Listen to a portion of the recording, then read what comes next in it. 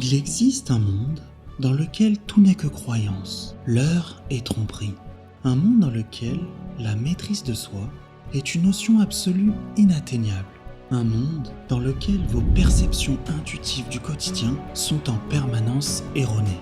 Même si l'évolution a doté l'être humain de la faculté de pouvoir produire une certaine conscience de soi et de son environnement, un mystère demeure quant à l'usage de cette faculté.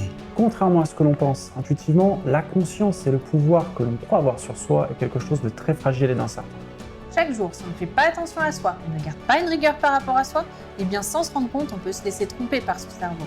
L'équipe Mind Consult vous embarque dans un univers brutal et fascinant où le contrôle que vous pensez avoir sur vous-même n'est que la fausse vision d'un monde bien plus terrible et complexe qu'il n'y paraît. Dans cet épisode, nous tenterons de décrire les rapports de force qui façonnent le fonctionnement du psychisme humain et comment le corps, en permanence, impose sa loi face à la volonté consciente. Nous tenterons de voir également pourquoi la liberté et l'usage de son propre arbitre sur le plan mental est une notion si complexe à appréhender et comment elle défie sans cesse nos intuitions. Le cerveau joue au dé. La grande partie du savoir que nous avons en nous ne s'appuie pas du tout sur un savoir rationnel.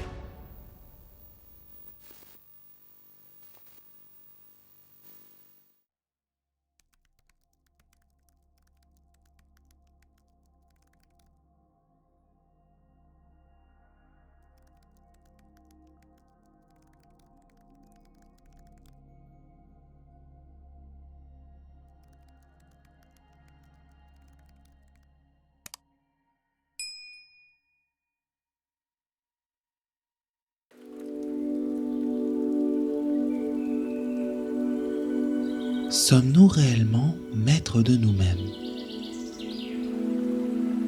Voici un sujet complexe qui a été débattu philosophiquement pendant des siècles.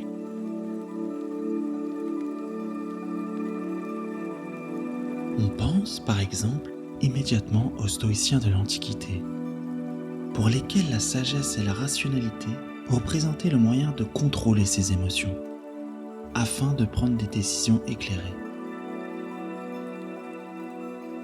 Mais ces courants, aussi subtils qu'ils puissent l'être, ne nous renseignent que trop peu sur la pratique réelle et concrète que sous-tendent leurs doctrines. Par exemple, dans les consultations, les patients ils viennent souvent avec pour seul objectif de comprendre. Ils cherchent à intellectualiser leur mal-être, mais en fait, ils se retrouvent en difficulté. Parce que même s'ils comprennent certaines choses, psychologiquement, leurs symptômes ils sont toujours présents et ils n'avancent pas. La majorité des choses que nous savons faire, la grande partie du savoir que nous avons en nous, ne s'appuie pas du tout sur un savoir rationnel. Comme pour les apprentissages liés à la conduite d'une voiture, sans pratique, sans expérience, il ne peut pas y avoir d'incorporation du savoir. En effet, je sais peut-être conduire une voiture, mais je ne sais pas du tout comment je m'y prends pour y arriver. Pourtant, j'y arrive. Et si je devais l'expliquer, je me retrouverais très vite en difficulté. Faire ses lacets, écrire, calculer, convaincre, jouer d'un instrument de musique, la majorité de nos connaissances ne résulte pas de la compréhension rationnelle que nous avons du monde. En fait, apprendre, c'est réussir à se séparer de la conscience pour exécuter une tâche aussi complexe soit-elle. Si des actions aussi familières que marcher, respirer, écouter de la musique, se déplacer, prendre le métro, répondre au téléphone, appuyer sur la touche, ramener le téléphone jusqu'à son oreille, se concentrer pour écouter. Si toutes ces tâches du quotidien impliquaient le fait de devoir y penser et d'être pleinement conscient de toutes ces actions, on se retrouverait rapidement en surcharge mentale et le quotidien deviendrait vite invivable. De ce point de vue, l'activité humaine consiste à lever en permanence une infinité de dilemmes auxquels nous sommes confrontés, sans que pour autant nous en ayons conscience. Et tant mieux. Mais il existe nombre de situations où notre cerveau, face à ces dilemmes en question, ne réussit pas à trouver d'issue viable. C'est alors que l'organisme se retrouve en tension. C'est ce que nous appelons par exemple un état de stress. Le cerveau joue au dé. La plupart du temps, quand on est en difficulté, il utilise des chemins neuronaux déjà connus pour répondre efficacement. Mais des fois, ces chemins n'existent pas. À ce moment-là, on parle d'immaturité psychique. Et c'est là où des états comme le stress ou l'anxiété, ils interviennent. Et souvent, la réponse, elle n'est pas adaptée. On peut se représenter le corps, le cerveau comme une machine à appréhender des états de tension. Sans cesse au cours du développement, nous apprenons et nous développons des aptitudes mentales et psychiques pour faire face aux exigences de notre environnement. En effet, si un nourrisson vit l'expérience de la faim comme quelque chose d'angoissant, à l'âge adulte, généralement, avoir faim est perçu comme une expérience banale. Au cours du développement, quand les choses se passent paisiblement, un enfant va petit à petit appréhender l'exercice de cette sensation. Le cerveau doit pouvoir statuer sur sa dangerosité relative et ainsi apprendre à cohabiter avec elle. Et au fur et à mesure, expérience par expérience, à force d'être exposé à cette sensation, le corps va finir par statuer sur le caractère non menaçant de celle-ci. L'expérience de la faim sur le plan mental va tendre à être banalisée. C'est le résultat d'un apprentissage. Et ce processus-là est à globaliser sur l'ensemble des sensations, des états et des émotions auxquels nous allons être sujets au cours de notre vie. Ce type d'apprentissage est vraiment quelque chose d'ordinaire dans la vie des uns et des autres. On est tous concernés par ça, mais il arrive des fois, parce que l'histoire d'une personne, que ce type d'apprentissage ne puisse pas se mettre en place pour plein de raisons différentes. Une façon de décrire le travail que l'on cherche à faire en psychothérapie, c'est justement ça, c'est de tenter de redéployer ce type d'apprentissage là où il ne s'est pas enclenché ou là où il n'est plus possible. Ce qu'il faut entendre, même si c'est très contre-intuitif souvent, c'est que l'exercice d'un mal-être que l'on rencontre dans sa vie, quelle que soit sa forme, est d'abord quelque chose à mettre en relation avec l'intérieur. Nous parlons d'une constellation infinie de stimuli, de choses que nous pouvons ressentir et qui habitent notre réalité interne. Dans cet univers intérieur, les combinaisons sont sans limite. À l'image des lois qui déterminent l'organisation de la matière en cosmologie, ce cosmos mental s'organise pour produire l'unicité d'un sujet. Ici, le temps et l'espace n'existent pas. Ce qui s'est produit il y a 10 ans peut avoir un impact aussi important que ce qui s'est déroulé il y a quelques heures. Et de la même façon, les frontières qui façonnent et délimitent l'identité d'un sujet sont en expansion perpétuelle. Chaque nouvelle expérience vécue, chaque nouvelle pensée, le fait même de se replonger dans des souvenirs récents ou anciens est susceptible de déclencher une nouvelle réaction qui va contraindre à mettre à l'épreuve les ressources d'un individu.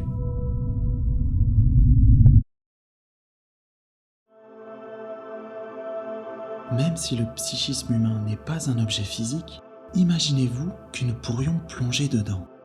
Les interactions chimiques produites nous donnent alors accès à un nouvel état de la matière. Dans cette métaphore cosmique, nous pouvons alors imaginer les premières expériences d'un enfant qui découvre l'exercice d'un état émotionnel très particulier, la frustration. Et il ne semble pas à l'aise avec. Sans cesse, l'environnement externe et le développement du cerveau contraint la conscience à devoir se débrouiller avec tout un tas de sensations nouvelles. L'évolution des aptitudes mentales sont au cœur des apprentissages. Elles vont caractériser le renforcement de son identité. Mais ce n'est pas facile. Il faudra probablement du temps à ce jeune garçon pour réussir à maintenir un équilibre mental stable aux côtés de cet état, du temps et de la pratique. Les adultes, ils se rendent pas compte en fait de la difficulté que ça peut représenter pour un enfant de se séparer d'un jeu, par exemple. En fait, souvent, le premier réflexe pour donner du sens au comportement de l'enfant, c'est de se dire qu'il ne veut pas écouter et qu'il n'est pas obéissant. Mais cliniquement, se séparer d'un jouet peut représenter une expérience énergivore sur le plan mental. Si l'enfant est frustré et qu'il est sans expérience face à la gestion psychologique de cet état, il sera désemparé malgré lui. Pour gérer la tension liée à l'événement de cet état, le corps lui imposera par exemple des réactions agressives. C'est comme s'il était dans une tempête émotionnelle qui le dépassait et le comportement de l'enfant sera juste le résultat de la gestion de cette tension. Et bien pour les adultes, c'est exactement pareil.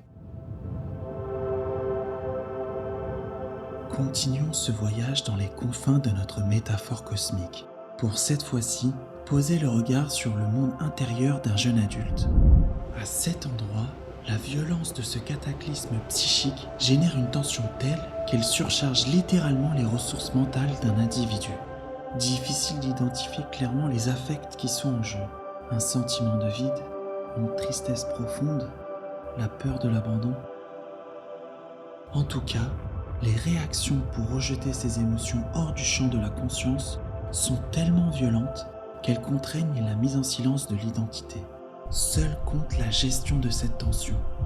Le corps imposera sa loi quoi qu'il en coûte. Ce qu'il faut comprendre, c'est que ce n'est pas une simple histoire de volonté. Quand les gens perçoivent l'abandon comme quelque chose de menaçant, ce n'est pas tant qu'ils ne veulent pas entendre que c'est peut-être pas si dramatique d'envisager d'être abandonné, désaimer ou rejeté par exemple. Entre ceux qui vont percevoir une rupture amoureuse comme un chagrin d'amour au sens romantique du terme et ceux qui vont voir ça comme une expérience dramatique, il n'y a pas deux visions du monde qui s'affrontent. Il y a d'abord une personne qui est dans l'incapacité de composer avec ce qu'elle ressent quand elle envisage par exemple le scénario d'une rupture, parce que les productions mentales face à ce type d'imaginaire ou de pensée vont être chargées émotionnellement. Et donc ces idées, ces pensées ou ces souvenirs vont perdre leur statut neutre, non pas parce que ces pensées sont horribles en soi, mais parce que les émotions qui y sont associées vont être perçues par notre cerveau comme menaçantes. Et alors, tout va être fait sur le plan mental pour repousser ces émotions hors du champ de la conscience, et c'est ce qui va générer des mécanismes sur le plan psychologique.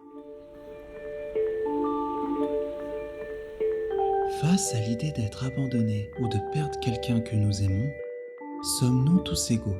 Suis-je réellement celui qui décide? Les paradoxes dans lesquels nous évoluons peuvent même nous sauter aux yeux. Et pourtant, à côté de mon opinion et de la certitude que je peux avoir qu'une relation ne me convient pas, que mes limites ne sont pas respectées, que cette relation est plus douloureuse qu'autre chose ou tout autre scénario, je peux me retrouver bloqué, paralysé, voire sidéré. L'idée de perdre quelque chose de précieux comme l'amour de l'autre, la sécurité d'une personne pour soi ou toute autre chose peut littéralement m'empêcher de faire ce que je désire ou estime avoir à faire. C'est pourquoi des mécanismes directs et indirects peuvent survenir. À côté de ces images, je vais ressentir de la peur, je vais avoir besoin d'être rassuré, je vais avoir besoin que l'on me comprenne, je vais avoir de l'agressivité en moi, comme par exemple de la jalousie ou encore de la culpabilité par rapport à mes propres réactions. Et je ne vais plus pouvoir être moi-même. Tout ce qui va être du registre de l'identité, ce que je pense, ma conception des relations et du couple, mes opinions, mon intelligence, tout va être mis de côté pour prioriser la gestion de cette tension interne qui est le résultat de l'évitement de ces émotions. C'est ce qui va faire que malgré moi, je vais m'inscrire dans une forme de dépendance à l'autre, plus parce que je l'aime, mais parce que je vais me retrouver à devoir instrumentaliser la relation pour éviter de ressentir sur le plan mental ce qui est perçu comme un danger ou comme quelque chose d'insupportable. Et entretenir ce type de mouvement sur le plan psychologique est énergivore, c'est ce qui va provoquer des effets délétères en termes de santé mentale, comme une chute du moral, un mal-être, voire un état de souffrance profond, l'incapacité de défendre son identité, une estime de soi inexistante, etc., etc. Être libre sur le plan mental, qu'on puisse en être conscient ou non, n'est donc pas une affaire de bonne pensée. La sollicitation émotionnelle ainsi que le développement de nos aptitudes mentales est au cœur de ce processus.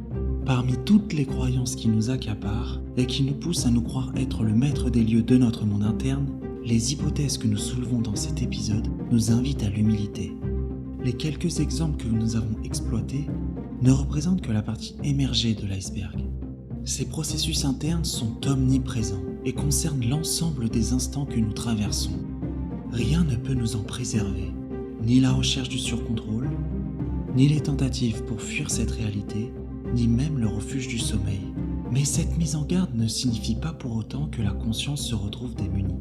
Bien au contraire, pouvoir penser une action sur le plan mental est l'objet et le cœur de métier des psychologues cliniciens. Et c'est ce que nous tenterons d'illustrer toujours davantage dans nos prochaines vidéos.